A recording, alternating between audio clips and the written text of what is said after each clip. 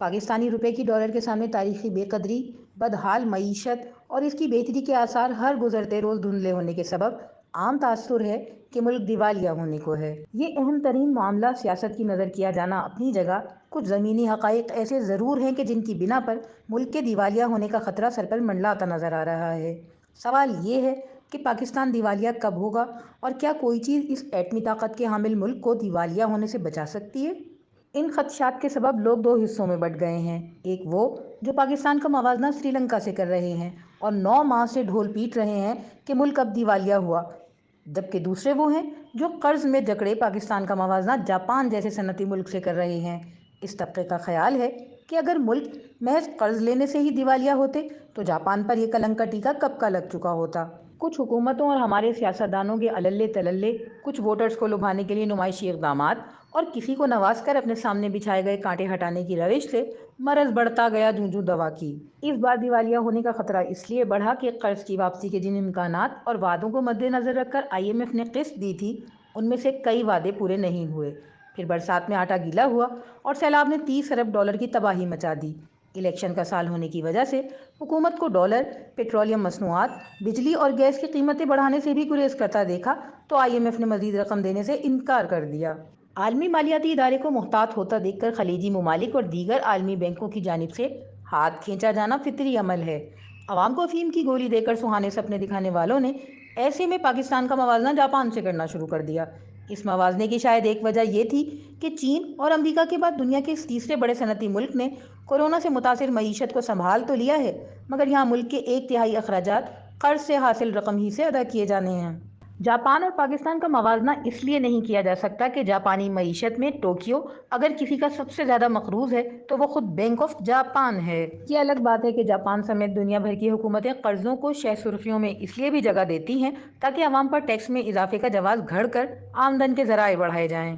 पाकिस्तान का मवाजना श्रीलंका से करने वालों में सर फहरिस्त वो लोग हैं जो ज़मीनी हक़ाइक़ के बरअक्स श्रीलंका के दिवालिया होने की वजह चीन और श्रीलंका की कुर्बत को समझते हैं। हकीकत यह है कि श्रीलंका ने चीन से कहीं ज़्यादा कर्जे मगरबी दुनिया से लिए थे और चीन की जानिब श्रीलंका का झुकाव मगरब को पसंद नहीं।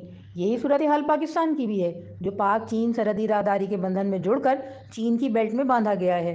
मगरबी ममालिक इसे डेथ ट्रैप से कम करार नहीं देते। इसमें शक नहीं कि पाकिस्तान दिवालिया हो जाता, मगर ये वो वक्त था जब इमरान खान की हुकूमत आखिरी सांसें ले रही थी। इस हुकूमत का तख्ता तहरीक अदम एतमाद से ना उल्टा होता तो आज पाकिस्तान इस इमरान खान की वजह से दिवालिया होता, जो 25 बरस की सियासी जिदोजहद का जिक्र तो बड़े फख्र से करते हैं, मगर इख्तिदार खोने के बाद अब खुद तस्लीम कर रहे हैं कि उन्हें पता ही नहीं था कि इख्तिसादी मसाइल हैं क्या और उनका हल क्या था। कोई बड़ा तरक्याती कदम उठाए बगैर इमरान दौर में मईशत का वो जनाजा निकाला गया था कि लोग झोली फैलाकर हुकूमत जाने की दुआएं करते थे और उस वक्त को कोसते थे कि जब वो तहरीक इंसाफ के सरबराह की चिकनी चुपड़ी बातों में आ गए थे। बेशक पाकिस्तान में मुतवस्सत तबका भी बुरी तरह तबाह हो गया है, मगर आज की दुनिया पर भी नजर डालनी चाहिए। यूक्रेन जंग से पेट्रोलियम मसनूआत की कीमतों में जवार भाटे, गजाई इजनास की बेइंतहा किल्लत के सबब कीमतें आसमान पर पहुंच चुकी हैं। बरतानिया जैसे मुल्क में लोग फाकों पर मजबूर हैं। खून जमाती सर्दी में यूरोपीय शहरियों के पास घरों को गर्म रखने की रकम नहीं।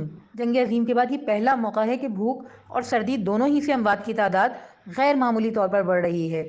ऐसे में माशी तौर पर लागर किया गया पाकिस्तान इस जंग के असरात से कैसे बच सकता है। अशरों से जारी माशी बेज़ाब्तगियों ने मुल्क को खोखला कर दिया है। अब हकीकत पसंद इक़्तिसादी इस्लाहात यानी चीज़ों को उनकी असल कीमत पर लाए बिना चारा ही नहीं। इसमें शक नहीं कि वज़ीर ख़जाना इसहाक़ डार को माशी इस्लाहात का ये इक़दाम वतन लौटने के साथ ही ले लेना चाहिए था, मगर देर आए दुरुस्त आए। मुल्की माशी तौर पर कैंसर की चौथी स्टेज पर है। ये इस्लाहात ही मरीज़ का वेंटिलेटर भी हैं और मुल्क के दिवालिया होने से बचने के लिए उम्मीद की किरण भी। सियासी साख बलाए ताक रखकर इत्तेहादी हुकूमत को हर वो कदम उठाना चाहिए जिससे मुल्क इक़्तिसादी लिहाज से संभले। हुकूमती अखराजात में कमी अव्वलीन तरजीह होनी चाहिए, यानी माँ बाप एक एक निवाले पर गुजारा कर लें और बच्चों को 2 निवाले मिलते रहें। निजकारी के जरिए माली बोझ बने इदारों से जान छुड़ाएं और सनतें लगाने के लिए ताजिरों को सहूलत दें ताकि रोजगार बढ़े।